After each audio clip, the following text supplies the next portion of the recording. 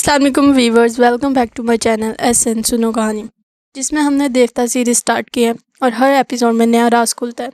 Previous episode में हमने देखा कि कैसे सामी अपने बाप के सामने होते हुए भी अपने बाप से मिल नहीं पाई क्योंकि छमिया ने उसे बिल्ली के जिस्म में कैद कर रखा था। अगर आपने वो एपिसोड नहीं देखी तो पहले जाके वो एपिसोड देखें, डिस्क्रिप्शन में आपको लिंक मिल जाएगा। आज के एपिसोड में देखते हैं कि क्या फरहाद ज़िंदा रहेगा या फिर छमिया उसके लहू से सामी को हमेशा के लिए बिल्ली के जिस्म में कैद कर देगी। तो चलिए आज के एपिसोड स्टार्ट करते हैं। उससे पहले आप चैनल को सब्सक्राइब कर दें और वीडियो को लाइक कर दें क्योंकि बाद में आप लोग भूल जाते हैं, और कमेंट्स पे अपनी राय ज़रूर दें। तो चलिए शुरू करते हैं। मैंने छमिया से कहा, सामी अपने बाप के करीब आकर बिछड़ गई थी। इस बात का उसे गहरा सदमा था। उसका बस चलता तो उन तमाम लोगों को कच्चा चबा जाती जिन्होंने उसके बाप से झूठ कहकर उसकी बेटी से जुदा कर दिया था। क्या उसने कर्नल को माफ़ कर दिया था? छमिया यूं दांत पर दांत जमाई बैठी थी, जैसे ख्याल ही ख्याल में सामी को दांतों तले पीस रही। फिर वो नफरत से बोली, वो दुश्मनों को माफ़ करना नहीं जानती। अगरचे मैं भी उसके दुश्मन हूँ, लेकिन मजबूरन मेरी ज़्यादतियों को बर्दाश्त करी है, वरना उसने लेडी एक्स और कर्नल से इंतकाम ले लिया था। कैसे? मैंने हैरानी से पूछा। वो एक गहरी सांस लेकर बोली, शुरू में पता नहीं चलता कि वो क्या सोच रही है और बड़ी खामोशी से चाले चल रही है। इस वक्त जबकि भवानी शंकर उसे गोद में लेकर सहला रहा था कि सामी ने उसे सिग्नल दिया। भवानी शंकर ने कर्नल से कहा, ये मुझसे कुछ कहना चाहती है। अगर आप इजाज़त दें तो मैं इसे दूसरे कमरे में ले जाऊँ। यहाँ इसे छोड़ूंगा तो ये आप पर हमला करेगी। कर्नल ने उसे दूसरे कमरे में ले जाने की इजाज़त दे दी। मुझे भी सामी के साथ जाना पड़ा क्योंकि वो मुझे तन्हा किसी के पास नहीं छोड़ती थी। दूसरे कमरे में आकर भवानी शंकर ने उसे एक कुर्सी पर बिठा दिया और कागज़ और पेंसिल लेकर सामने खड़ा हुआ। सामी अगले दोनों पंजे उठाकर सिग्नल के ज़रिए से कुछ कहने लगी। वो तमाम बातें नोट करने के बाद मुझे और सामी को वहाँ तन्हा छोड़कर चला गया। उस वक्त तक मैं खुश फहमी में मुब्तला थी कि वो बिल्ली के जिस्म में कैद है, ना मुझे छोड़कर जा सकती है और ना ही मुझे नुकसान पहुंचा सकती है। 15 मिनट के बाद भवानी शंकर 2 फौजी नौजवानों के साथ आया और मुझसे कहने लगा, ये बिल्ली कहती है कि इसकी एक ख्वाहिश पूरी कीजिए। अगर पूरी ना की गई तो ये हमारा हुक्म मानने से इनकार कर देगी और हमारे साथ किसी भी मिशन पर जाने से इनकार कर देगी। तुम जानती हो कि ये बिल्ली हमारे लिए कितनी अहम है। हम इसकी अदना सी ख्वाहिश पूरी करने के लिए अपना बड़े से बड़ा नुकसान बर्दाश्त कर सकते हैं।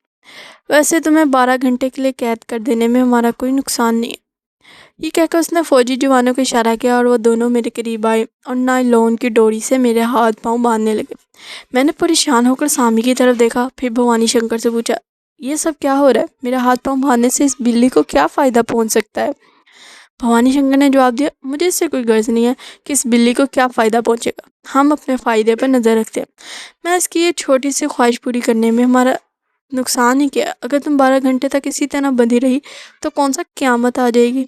ये चाहती है कि तुम्हें बांध कर तुम्हारे कमरे में कैद कर दिया जाए। इस कमरे में कोई नहीं जाएगा।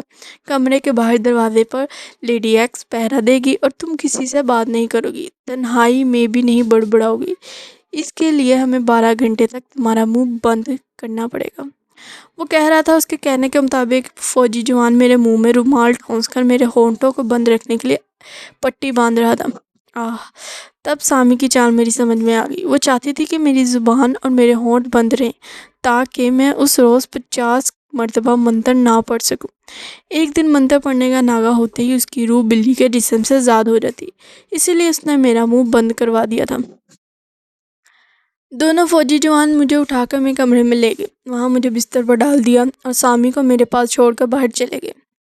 थोड़ी देर बाद भवानी शंकर लेडी एक्स के साथ आया। सामी के सामने उसने यकीन दिलाया कि उसकी ख्वाहिश के मुताबिक लेडी एक्स कमरे के बाहर पहरा देगी। वहाँ मेरी मदद करने और मेरा मुंह खोलने के लिए कीदार भी नहीं आ सकेगा।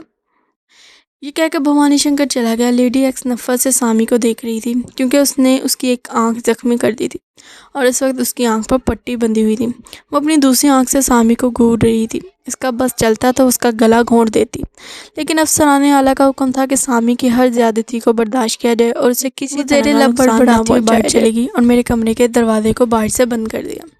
सामी मेरे बिस्तर के करीब एक मेज़ पर बैठी मुझे घूर कर देखती रही।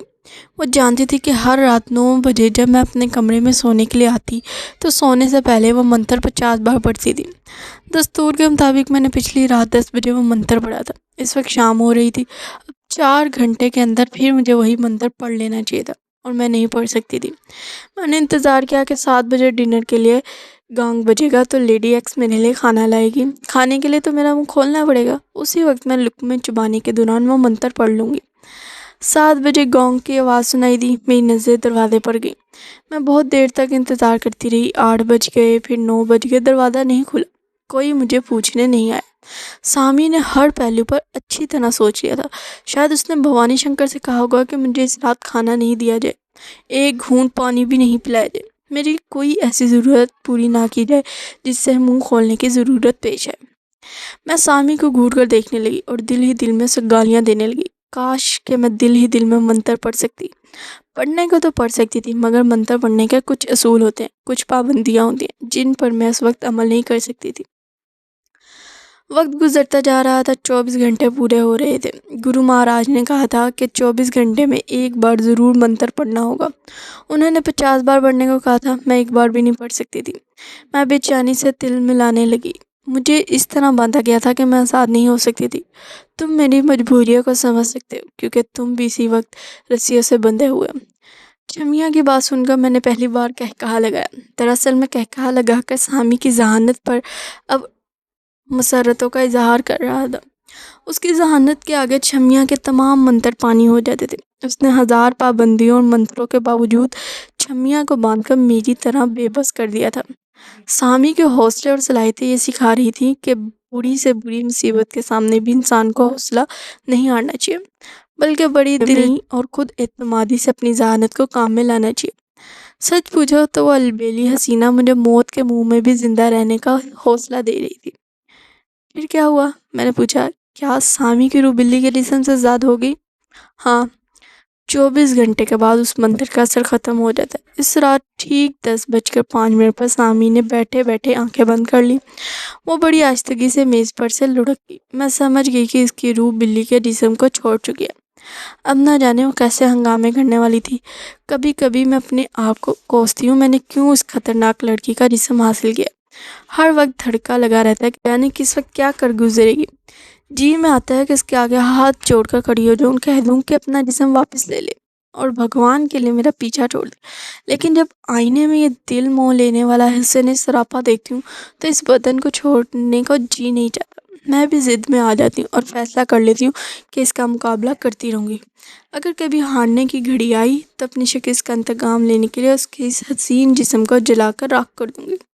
बहरहाल बिल्ली के जिस्म को बेजान होते हुए देखकर मैं कमरे में चारों तरफ आंखें फाड़ कर देखने लगी। ये मेरी हमाकत थी कि मैं इसकी रूह को देखना चाहती थी, ये जानते हुए भी कि रूहें इंसानी आंखों को नज़र नहीं आती। बस गैर इरादी तौर पर मैं उसे घूरने लगी थी। थोड़ी देर बाद कमरे का दरवाज़ा खुला और लेडी एक्स अंदर आ गई। उसने बिल्ली के मुर्दे जिस्म को देखा। शायद वो समझ रही थी कि बिल्ली सो रही है। वो मेरे करीब आती हुई बोली, क्या भूख लग रही है? मैं ज़ुबान से कुछ नहीं कह सकती थी, इसलिए हाँ के अंदाज में सर हिला दिया। तुम्हें कितनी बेदर्दी से बांधा गया है, तकलीफ़ तो हो रही होगी। अचानक मैंने महसूस किया कि वो तंज़िया अंदाज में मुझसे पूछी है। लेडी एक्स इस अंदाज में बातें नहीं करती। मैंने उसे हैरानी और परेशानी से देखा तो वो कहकहे लगाने लगी। फिर मेरे कुछ समझने और कहने से पहले ही उसने कहा, चुड़ैल, तू सामी के जिस्म में रहकर सामी नहीं बन सकती। इसी तरह इस लेडी एक्स के जिस्म में समाकर मैं लेडी एक्स नहीं बन सकती। मुझे अच्छी तरह पहचानने मैंने पहचान लिया, वो सामी थी। उसने लेडी एक्स को ख़त्म कर दिया था और उसके जिस्म में समाकर मेरे पास आई थी। मुझे परेशान होते हुए देखकर उसने कहा, तू मुझे किसी एक जिस्म में कैद करने और मार डालने के लिए कितने मंत्र सीखे। इस दुनिया का कोई मंत्र हो, कोई साइंसी शोबदा हो या कोई भी इल्म हो, सब दिमाग से पैदा होते हैं। जो अपने गुरु महाराज के दिमाग से सीखेगी, मैं अपने दिमाग से इसका तोड़ करती रहूँगी। मैं बहुत दिनों से सोच रही थी कि मैं इस मंत्र से कैसा निजात हासिल कर सकती हूँ जिसे तू रोज़ाना पढ़ती है। मेरी समझ में ये बात आई कि मैं किस तरह अपना एक हमदर्द और मददगार पैदा करूँ। इसलिए ज़रूरी था कि लोग मेरी तरफ मुतवज्जा हों। लोगों की तवज्जो हासिल करने के लिए मैंने पहली बार दुकान में खोटे और खड़े सिक्के की पहचान की। घर के सामने वाले होटल में आए दिन नित नए तमाशे करती रही। धर्म के मुताबिक हर मर्द और औरत के दिमाग में दिया था कि मैं पिछले जन्म में एक नारी थी और इस जन्म में बिल्ली बनकर आई। मेरा ख्याल था कि इस दौरान किसी से मेरी दोस्ती हो जाएगी, मैं उसे अपना हमदर्द बना लूँगी। मैं सोच भी नहीं सकती थी कि हम सीक्रेट सर्विस के महकमे में चले आएंगे और इस इमारत में कैद हो जाएंगे। ये भी अच्छा ही हुआ।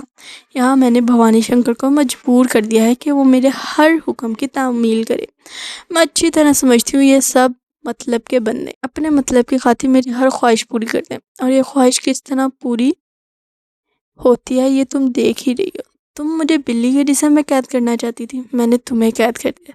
तुम्हें इस काबिल नहीं रखा कि एक बार भी मंतर पढ़ सको।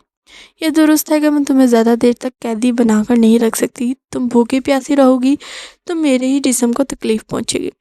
मैं बिल्ली के जिस्म से आज़ाद होने के बावजूद अपने जिस्म को तुम्हारे पास छोड़कर नहीं जा सकती, वरना मैं लेडी एक्स के इस रूप में मारे से बाहर जाना चाहूँ तो मुझे कोई नहीं रोकेगा। एक बार मैंने सोचा कि मैं सिग्नलिंग के ज़रिए भवानी शंकर को अपनी और तुम्हारी दास्तान सुना दूँ कि किस तरह दो औरतों के दरमियान जादू और जहानत का मुकाबला जारी है। लेकिन ये बातें भवानी शंकर को बताने में मुझे अपना फ़ायदा नज़र नहीं आया, और वह अफसराने वाला हर हाल में ये चाहते हैं कि मैं बिल्ली बनकर उनके अहम मिशन में काम करती रहूँ। अब से 2 दिन पहले भवानी शंकर ने मुझसे मेरी हकीकत पूछी थी, और उनमें से किसी अफसरान को शोभा है कि मेरे साथ कोई जादुई चक्कर है, और कोई अफसर जादू टोने को अहमकों की दिमागी पैदावार कहते हैं। लेकिन अपने अकीदे पर सब मुत्तफिक हैं। मैंने भी यही जवाब दिया कि शायद मैं पिछले जन्म में कोई पढ़ी लिखी औरत थी। मुझ पर किसी ने जादू नहीं किया है, ये सब भगवान की लैला है। इससे ज़्यादा मैं कुछ नहीं जानती। और वो लोग भी ज़्यादा उलझना नहीं चाहते थे। उन्हें इत्मीनान है कि उन्होंने तुम्हें और कीदार को अपने शिकंजे में कस लिया। तुम दोनों ने धोखा देकर कहीं नहीं जा सकोगे, और तुम्हारी वजह से मैं भी उनके साथ रहूँगी और उनके काम आती रहूँगी। अब मैं क्या ही कर सकती हूँ? यही कि मेरा जिस्म जो तुम्हारे पास है, इसे तुमसे छीन लूँ, तुम्हारे सांस लेने के रास्ते में दीवार बन जाऊँ। इस तरह हमारे दरमियान सख्त मुकाबला हुआ। अगर मैं जीत गई और अपने जिस्म में तुम्हारी रूह यहाँ किसी के जिस्म में समा कर इमारत से बाहर नहीं जा सकेगी, क्योंकि तुम पढ़ी लिखी नहीं हो, फौजी आदाब से ना वाकिफ़ हो, ना ही कीदार को यहाँ छोड़कर जा सकती हो। हत्ता के बिल्ली के जिस्म में समाकर सिग्नलिंग के खुफिया पैगामात को नहीं समझ सकोगी। इस तरह मैं भी अपना जिस्म हासिल करके इस इमारत से बाहर नहीं जा सकूँगी। हम दोनों मजबूर हैं, एक दूसरे की मदद के बगैर सीक्रेट सर्विस के इस महकमे से निजात हासिल नहीं कर सकेंगे। फ़िलहाल दानिशमंदी यह है कि मैं तुम्हें अपने ही जिस्म में रहने दूँ और ख़ुद बिल्ली के शरीर में रहकर भवानी शंकर का इत्तेमाद बहाल रखूँ। इस देश से बाहर जाते वक्त मैं सोचूंगी कि मुझे किस तरह तुमसे निमटना चाहिए। अपनी इस हालत को देखकर समझ लो कि मैं जब चाहूँ भवानी शंकर से कहकर तुम्हारी ज़ुबान बंद कर सकती हूँ, और वो मुझे अपना आलायकार समझता है। मैं से अपना आलायकार बनाकर जब चाहूँ तुम्हें मंत्रों को रोक सकती हूँ। लिहाजा मुझे मजबूरन फिर एक बार बिल्ली के जिस्म में रहना होगा। अगर भवानी शंकर का एतमाद कायम रहे और वह हमें इस मुल्क से बाहर ले जाए। सामी की ज़ुबानी सुनकर इत्मीनान हुआ कि फिर बिल्ली के जिस्म में समा जाएगी। वो मुझसे ज़्यादा समझदार है। ये अच्छी तरह समझती थी कि बिल्ली के रूप में सीक्रेट सर्विस वालों का आलायकार बने बगैर वो मुझे वहाँ से निकाल कर नहीं ले जा सकेगी। हमारे दरमियान एक अजीब सी जंग जारी है। हमारी आपस में दुश्मनियाँ, लेकिन हम एक दूसरे के साथ रहने पर मजबूर हैं। मैं समझ रही थी कि सामी यही बातें बताने के लिए बिल्ली के जिस्म से आज़ाद होकर लेडी एक्स के रूप में आई है, लेकिन बात कुछ और भी थी। वो इस फरेब को नहीं भूली थी जो उसके बाप के साथ किया गया था। उसने मुझे नफ़रत से देखते हुए कहा, पता नहीं तेरा जन्म कैसे हुआ था, शायद तू अपने बाप का नाम भी नहीं जानती होगी, इसलिए तू ये भी नहीं जानती कि बेटी की जुदाई से माँ बाप के दिलों पर क्या गुजर दिया। तूने मुझे मेरे माँ बाप से जुदा कर दिया। तेरी वजह से मेरी माँ सदमे सहते सहते मर गई। आज मेरे डैडी मुझसे मिलने आए थे, लेकिन तुम सब ने मिलकर उन्हें धोखा दिया। तूने, भवानी शंकर ने, कर्नल ने और लेडी एक्स ने फिर एक बाप को उसकी बेटी से जुदा कर दिया। डैडी जिस तरह दिल बर्दाश्ता होकर यहाँ से गए हैं, वो सदमा बर्दाश्त नहीं कर सकती। मैं तुम सब से गिन गिन कर बदले लूँगी। भवानी शंकर जो मेरा सबसे बड़ा हमदर्द है, मैं इस देश से बाहर जाकर उससे भी निमट। लेडी एक्स का अंजाम तो देख ही चुकी है। इसका जिस्म रूह से खाली हो चुका है, वो इस दुनिया से रुखसत हो चुकी है। अब कर्नल की बारी है। इसने मेरे डैडी को दुख पहुँचाया। मैं इसे इस दुनिया के तमाम दुखों से आज़ाद करने जा रही हूँ। ये कहकर वो जाने लगी। मैं उससे बहुत कुछ कहना चाहती थी, लेकिन मेरे मुंह पर बंधी हुई पट्टी ने कुछ ना बोलने दिया। वो अपनी सुनाकर चली गई। दरवाज़ा बाहर से बंद हो गया था। मैं बार बार दरवाजे की तरफ देखती हुई उसकी वापसी का इंतज़ार करने लगी। वो दोबारा लेडी एक्स के रूप में वापस नहीं आई। तकरीबन आधा घंटे के बाद इस इमारत में फायरिंग की आवाज़ सुनाई दी। फिर खतरे की घंटियां गूंजने लगी। कमरे के बाहर नंगे फर्श पर फौजी बूटों की धमक सुनाई देने लगी। मेरी समझ में यही आया कि सामी ने रिवॉल्वर की गोलियों से कर्नल को हलाक कर दिया होगा। रिवॉल्वर लेडी एक्स के होल्स्टर में मौजूद था और बिला रोक टोक कर्नल की ख्वाबगाह में किसी भी बहाने से जा सकती थी। बहुत देर बाद मेरे कमरे का दरवाज़ा खुला। भवानी शंकर अपने 2 मातहत के साथ आया। सबसे पहले उसने मुझे देखा। मैं इसी तरह बंधी हुई पड़ी थी जिस तरह वो मुझे छोड़ कर गए थे। फिर उसने बिल्ली की जानिब देखा। मेरी नज़र भी उस मेज़ पर गई जहाँ पर वो मुर्दा पड़ी हुई थी, लेकिन अब वो मुर्दा नहीं थी। मेज़ पर इत्मीनान से बैठी हुई दाएं पंजे से अपने सर को खुजा रही थी। भवानी शंकर ने से पूछा, क्या लेडी एक्स इस कमरे के अंदर आई थी? सामी ने इशारों में जवाब दिया। भवानी शंकर ने पूछा कि वो क्यों आई थी और वो क्या कह रही थी। वह फिर इशारों में जवाब देने लगी। भवानी शंकर ने अपने मातहतों से इन इशारों की वजाहत की। सामी ने उसे बताया कि लेडी एक्स कमरे में आकर मेरे हाथ पांव खोलना चाहती थी, लेकिन उसने फिर पंजे मारकर उसे भगा दिया। उसका जवाब सुनकर दोनों मातहत भवानी शंकर से तबादला ख्याल करने लगे। उनको समझ में नहीं आ रहा था कि लेडी एक्स को क्या हो गया था।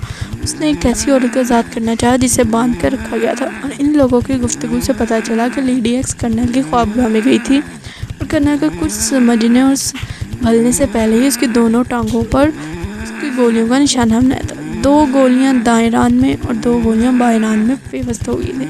कर्नल को फौरी तौर पर तिब्बी इमदाद के लिए अस्पताल पहुंचाया गया था। उनका ख्याल था कि बच तो जाएगा, लेकिन दोनों पैरों से पाहिज हो जाएगा। सामी ने उसे इस तरह मारा था कि वो जिंदा था, लेकिन एक पाहिज की तरह ज़िंदगी गुजारता। मारने वाली साथी थी, मगर लेडी एक्स कातिल समझ रही थी। वो कत्ल करने के बाद खुद भी मुर्दा बनकर कर्नल के करीब गिर पड़ी थी। वो आप कैसे मर गई, ये बात किसी की समझ में नहीं आ रही थी। वो लोग कभी सोच भी नहीं सकते थे कि कातिला बिल्ली के रूप में उनके सामने बैठी हुई है। भवानी शंकर ने सामी से इजाज़त लेकर मुझे आज़ाद कर दिया। उन्हें शुबा था कि मैं वहाँ से फ़रार होने के लिए लेडी एक्स को अपना हमायती और आलाकार बना लिया था। कर्नल को इसी साजिश के तहत ज़ख्मी किया गया। इसी ख्याल के पेश नज़र वो मुझसे कई तरह के सवाल करते रहे। उनके इख्तियारात में होता तो वो मुझे अजियतें देकर साजिश का इकरार करने में मजबूर कर देते, लेकिन वो जानते थे कि मुझे हाथ भी लगाया गया तो सामी उनके दुश्मन बन जाएगी और उनके किसी भी मिशन में काम नहीं आएगी। लेकिन मुझसे और कीदार से बहुत ज़्यादा मोहतात रहने लगे। सामी उनकी नज़रों में फूल थी और हम कांटे की तरह खटक रहे थे। इस अरसे में मिशन पर जाने की तैयारियां मुकम्मल हो रही थी। मुझे और कीदार को इस्लामी तहजीब सिखाई जा रही थी। हमें जहाँ भी जाना था मुसलमान बनकर जाना था, लिहाजा हमें मुसलमानों के रहने सहने, खाने पीने और बोलने के आदाब सिखाए जा रहे थे। कीदार का नाम कादिर बख्श और मेरा नाम सलमा कादिर रखा गया था। हम दोनों की हैसियत मियाँ बीवी की थी, यानी सिर्फ मियाँ बीवी का रिश्ता था। सामी कब मौका देती थी कि मैं एक रात भी अपने मियाँ कादिर बख्श के साथ गुजार सकती। बहरहाल ट्रेनिंग हासिल करने में 6 माह गुजर गए। एक दिन हम दिल्ली से बजरिया ट्रेन काठियार रवाना हो गए। इस मिशन में भवानी शंकर हमारा लीडर था। मेरे, सामी और कीदार के अलावा उसके 2 और मातहत थे। वो दोनों मेरे और कीदार की कड़ी निगरानी करते थे। सामी बिल्ली के रूप में हमेशा भवानी शंकर के साथ रहती थी और मुझे भी नज़र से ओझल नहीं होने देती थी। एक रात हम गैर कानूनी तरीके से सरहद पार करके मशरक़ी पाकिस्तान के सरहदी शहर विनाजपुर पहुंच गए, जहां हम सबके डोमिसाइल सर्टिफिकेट तैयार थे, जिनकी रूह से हम मशरक़ी पाकिस्तान के बाशिंदे थे और क़याम पाकिस्तान के वक्त से ढाका शहर में रहते आ रहे थे। दूसरे दिन हम ढाका के लिए रवाना हो गए। जैसा कि तुमने अखबारों में पढ़ा होगा या रेडियो की खबरों में सुना होगा कि वहाँ ज़बरदस्त सैलाब आया हुआ है। कितने ही गांव और शहर पानी में डूबे हुए हैं। ढाका शहर के भी कितने ही इलाके सैलाब की जद में आ गए थे। हम भी वहाँ पहुँचे। हमारी रिहाइश का इंतज़ाम सिंघाई बाज़ार के पुराने इलाके में किया गया था। ये इलाका बूढ़ी गंगा के करीब है, इसलिए पानी में डूबा हुआ है। इसकी गलियों और मकानों में कहीं घुटने तक और कहीं कमर तक पानी आ गया था। भवानी शंकर ने इस सैलाबज़दा इलाके में रहना पसंद किया, क्योंकि वहाँ हिंदुओं की आबादी ज़्यादा है, मुसलमान बहुत कम नज़र आते हैं। मुझे और कीदार को जगह इसलिए पसंद आई कि हम जिस गली में थे उस गली के आखिरी सिरे पर काली माई का मंदिर था। हम किसी वक्त भी मौका पाकर भवानी शंकर का साथ छोड़ सकते थे और मंदिर में जाकर किसी भी हिस्से में रुक्षा कंडल खींचकर उन्हीं मंत्रों का जाप कर सकते थे जो अभी कीदार यहाँ कर रहा है। फिर ये कि मंदिर में किसी नौजवान की भीड़ दी जाती तो दुर्गा माई प्रसन्न होकर इस भीड़ की स्वीकार कर लेती। भवानी शंकर तमाम दिन बाहर कहीं मसरूफ रहा। केदार भी घूमने फिरने चला गया। मैंने इसे समझा दिया था कि मंदिर तक पहुंचने के रास्ते को अच्छी तरह ज़हननशीन कर ले। इसके साथ भवानी शंकर का एक आदमी भी गया था। हमारी रिहाइश दूसरी मंजिल पर थी। निचली मंजिल की निचली दीवारें पानी में डूबी हुई थी। गलियों से गुजरने के लिए कश्ती में बैठकर जाना पड़ता था। मेन रोड पर जहाँ पानी बुराई नाम था वहाँ तक पहुँचती थी। फिर भवानी शंकर का एक आदमी इस कश्ती को वापस मकान में ले आता था। मैं तफसील से ये बातें इसलिए बता रही हूँ कि तुम्हें इस बात का अंदाज़ा हो जाए कि वहाँ से फरार होना कितना दुश्वार था। एक तो भवानी शंकर के आदमियों का पहरा था, दूसरे चारों तरफ पानी ही पानी नजर आता था। अगरचे मंदिर वहाँ से सिर्फ 100 गज के फासले पर था, लेकिन वहाँ तक पहुँचने के लिए कश्ती की ज़रूरत थी। केदार तो तैर कर जा सकता था, मुझे तैरना नहीं आता था। और सबसे बड़ी मुसीबत ये थी कि सामी मेरे पीछे हमेशा साई की तरह लगी रहती थी। सामी कितनी चालाक है ये मैं ही जानती हूँ। अपने मंसूबे के मुताबिक मुझे वहाँ से निकाल कर ले जा सकती थी, लेकिन हमारे मंसूबे के मुताबिक फ़रार होना कभी पसंद न करती। मैंने यही सोचा था कि मंदिर में पनाह लेने के बाद अपने मंत्रों के ज़ोर पर सामी को बुलाऊंगी। रात होते ही सन्नाटा छा गया। सैलाब की वजह से कितने ही लोग अपने मकानों में ताने डालकर दूसरे इलाकों में चले गए थे। कहीं 2-4 मकानों में लालटेन और मिट्टी के दिए रोशन नज़र आते थे। बिजली का निज़ाम दरहम बरहम हो गया था। हमारे मकान में भी लालटेन की रोशनी थी। रात के 10 बजे एक कश्ती मकान की निचली मंजिल में आई। उसमें एक शख्स हाथ उसमें एक शख्स हाथ में मशल लिए बैठा हुआ था और इस मशल की रोशनी में मांझी अपनी मोड़ के दरवाजे से बांध रहा था। भवानी शंकर ने बताया कि वो हमारे देश की सीक्रेट सर्विस का एक एजेंट है। बरसों से वहाँ तकरीबी कार्रवाइयाँ कर रहा है। उसका नाम सुभाष मुखर्जी था। भवानी शंकर से एक कमरे में अहम बातचीत के लिए आया था। जो राज की बातें थीं वो सामी के सामने ज़रूर होती थी और सामी की वजह से भवानी शंकर मुझे भी अपने राज में मजबूरन शरीक कर लेता था। सुभाष मुखर्जी ने मेरी मौजूदगी पर इतराज़ किया तो भवानी शंकर ने उसे बताया कि ये बिल्ली हमारी आलाए कार है और इस औरत के बगैर नहीं रहती है, हत्ता कि इसे कमरे में छोड़कर दूसरे कमरे में नहीं जाती है। मुखर्जी सामी को हैरानी और बेयकीनी से देखने लगा। उसे यकीन नहीं आ रहा था कि एक बिल्ली अहम मामलात में आलाए कार बन सकते हैं। उसने भवानी शंकर से कहा, मिस्टर शंकर, ये दुरुस्त है कि जानवर भी हैरत अंगेज़ करतब दिखाते हैं और खुफिया पैगाम रसानी का काम भी बखूबी अंजाम देते हैं, लेकिन कल हमारे मकसद के लिए आप इस बिल्ली को इस्तेमाल नहीं कर सकेंगे। जैसा कि आपको मालूम है, कल सुबह 10 बजे एक मुल्क के वज़ीर ख़ारजा गवर्नर हाउस में आ रहे हैं। दोनों मुल्कों के ताल्लुकात और ज़्यादा मुस्तकिम बनाने के लिए मज़ीद मुआहदे किए जाएंगे। उसके बाद मुआहदे का फ़ाइल यहाँ के वज़ारत ख़ारजा के सेक्रेटरी को तहवील में रहेगी। और अब ये आप बताएं कि आप किस तरह सेक्रेटरी के दफ्तर तक पहुंचेंगे और फिल्म तैयार करेंगे। भवानी शंकर ने मुस्कुराकर सामी के पूंछ पर हाथ फेरते हुए कहा, मैं कुछ नहीं करूँगा। कल सुबह ये बिल्ली गवर्नर हाउस जाएगी। जाहिर है कि वहाँ कोई नहीं जा सकता, मगर ये जा सकती है। पहरेदारों की नज़र बचाकर सीधी दरवाजे से जा सकती है। यह रोशनदान के ज़रिए कमरे में दाखिल होकर वहाँ किसी सोफ़े के नीचे छुप सकती है। ये मुआहिदे के मुतालिक तमाम बातें सुनेगी और यहाँ वापस आकर मुझे नोट करा देगी। मुखर्जी ने हैरानी से कहा, आप कैसी बातें कर रहे हैं? एक बिल्ली इंसानों की गुफ्तगू कैसे समझ सकती है और किस तरह वो पूरी गुफ्तगू आपको सुना सकती है? भवानी शंकर ने फ़क्र से कहा, ये सब कुछ कर सकती है, लेकिन आपको यकीन नहीं आएगा। आप ऐसा करें कि इसे दूसरे कमरे में ले जाएं और उसके सामने हिंदी या अंग्रेज़ी ज़ुबान में कोई बात कहें। मैं यहाँ बैठा रहूँगा, ये बिल्ली यहाँ आकर वो बात मुझे बता देगी। मुखर्जी ने बेयकीनी से सामी को देखते हुए पूछा, क्या तुम मेरे साथ दूसरे कमरे में चलोगी? सामी भवानी शंकर के पास से उठकर मेरे पास आ गई, क्योंकि मुझे छोड़कर वो दूसरे कमरे में नहीं जाना चाहती थी। मैं उसे गोद में लेकर मुखर्जी के साथ दूसरे कमरे में बाहर चली गई। दूसरे कमरे में मुखर्जी उसके सामने बैठकर आहिस्ता आहिस्ता अंग्रेज़ी ज़ुबान में कुछ कहने लगे। फिर हम भवानी शंकर के कमरे में आ गए। मुखर्जी ने जो कुछ कहा था सामी से सिग्नलिंग के ज़रिए बताने लगी। भवानी शंकर ने वो बातें नोट करने के बाद कहा, मिस्टर मुखर्जी, आपने इस बिल्ली से कहा है कि इंसान पढ़ने लिखने में अपनी ज़िंदगी का एक बहुत हिस्सा गुजार देता है। तुम एक बेज़ुबान बिल्ली हो। भला तुम में ये अंग्रेज़ी लिटरेचर क्या होता है? सियासी मुआहिदे किस तरह किए जाते हैं? अगर तुम वाकई समझती हो और इतनी ज़हीन हो तो फिर मैं यही कहूँगा कि हम इंसान को बिल्लियाँ बनकर पैदा होना चाहिए। ये बात मुज़हिका खेज़ है। मैं इस पर यकीन नहीं कर सकता। भवानी शंकर नोट की में बातें सुना रहा था और मुखर्जी शदीद हैरानी और आंखें फाड़ फाड़ कर सामी को देख रहा था। भवानी शंकर ने कहकहा लगाते हुए कहा, आप इसे आंखें फाड़ फाड़ कर क्यों देख रहे हैं? क्या मैंने जो कुछ कहा वो झूठ है? वही बातें आपने इस बिल्ली से नहीं कही थी? हाँ, मैंने यही बातें इससे कही थी। मुझे यकीन नहीं आता कि इंसानों की तरह बातें समझती है और इशारों में बता भी देती है। आप इसे कहाँ से पकड़ के लाए? बस ये समझ लीजिए कि किसी तरह हमारे हाथ लग गई है। क्या आपने ये नहीं सोचा कि एक बिल्ली में ऐसी सलाहियतें कैसे पैदा होती हुई हैं? क्या आपकी अक्ल इसे तस्लीम करती है? ऐसी बातों को कोई भी अक्लमंद इंसान तस्लीम नहीं करता। लेकिन जो बातें नज़रों के सामने पेश आ रही हैं, हम इन्हें कैसे तस्लीम ना करें? ये बिल्ली कहती है शायद ये पिछले जन्म में औरत थी, इस जन्म में बिल्ली बनकर पैदा हुई है। हमारे के अनुसार ऐसा ही होता है। मुखर्जी ने जवाब ने दिया, धर्म की बहुत सी बातें मुज़हिक का खेज हैं। मैं नहीं मानता। इस साइंसी दौर में हमारी अकल सिर्फ एक ही नाकाबिले फ़हम इल्म को मानती है और वो इल्म है काला जादू। मैं यकीन से कह सकता हूँ कि बिल्ली जो कुछ भी कर रही है सब काले जादू के ज़ेरे असर कर रही है। मिस्टर मुखर्जी, अगर आपकी बात दुरुस्त है तब भी हमारे इससे फ़र्क नहीं पड़ा। अगर किसी ने अपने काले इल्म से बिल्ली बनाई है तो भी ठीक है, ये हमारे काम आ रही है और हमारे काम आती रहेगी। आप गलत सोचें, जादू कभी देर पा नहीं होता, किसी वक्त भी इसका असर ख़त्म हो सकता है। फ़र्ज़ कीजिए कि बिल्ली गवर्नर हाउस जाती है और उसी वक्त तिलिस्म टूट जाता है, तब क्या होगा? आपकी सारी प्लानिंग चौपट पर हो जाएगी।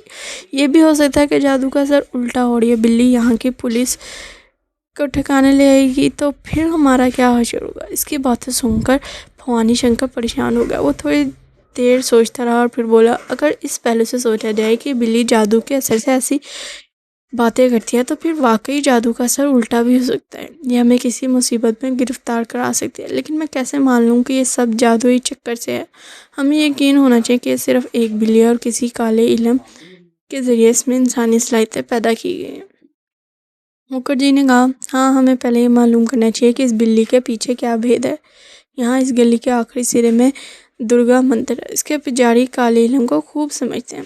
वो अंतर्ज्ञानी है, अंदर के भेद बता देते हैं। बिल्ली को देखकर बता देंगे कि ये ऊपर से क्या है और अंदर से क्या है। मुखर्जी की बातें सुनकर मैं घबरा गई। वो सोचने लगी कि दुर्गा के मंदिर में अगर कोई मंत्र ज्ञानी है तो वो बिलाशुबा इस बिल्ली की हकीकत को समझ लेगा और शायद मुझे भी पहचान ले कि मैं अंदर से क्या हूँ। मैंने परेशान होकर सामी की तरफ देखा तो वो भी सर झुकाए खामोश बैठी थी। शायद वो भी सोच रही थी कि काले जादू का भेद खुल जाने से उसका क्या फ़ायदा है और क्या नुकसान है। मैं वहाँ से उठकर कीदार की तरफ जाने लगी ताकि उसे सूरत हाल से आगाह कर दूँ। सामी भी मेरे पीछे चली गई। भवानी शंकर और मुखर्जी इस बात पर मुत्तफिक हो रहे थे कि वो दुर्गा मंदिर के पुजारी को यहाँ बुलाना चाहिए या फिर सामी को वहाँ ले जाना चाहिए। और यूँ एक और रात के साथ ख़त्म हुई। फरहाद के जहन में अभी भी तूफ़ान बरपा है। किसी को नहीं मालूम कि अगला कदम उसका क्या होगा। तो दोस्तों, ये थी देवता एपिसोड 14। अगर वीडियो पसंद आई हो तो लाइक ज़रूर करें, चैनल को सब्सक्राइब करें और बेल आइकन दबा दें ताकि अगली एपिसोड आपसे मिस ना हो। तब तक के लिए अल्लाह हाफिज़। और याद रखें, असल ताकत उसकी नहीं होती जो सबको जीत ले, बल्कि उसकी होती है जो खुद पर काबू रखे।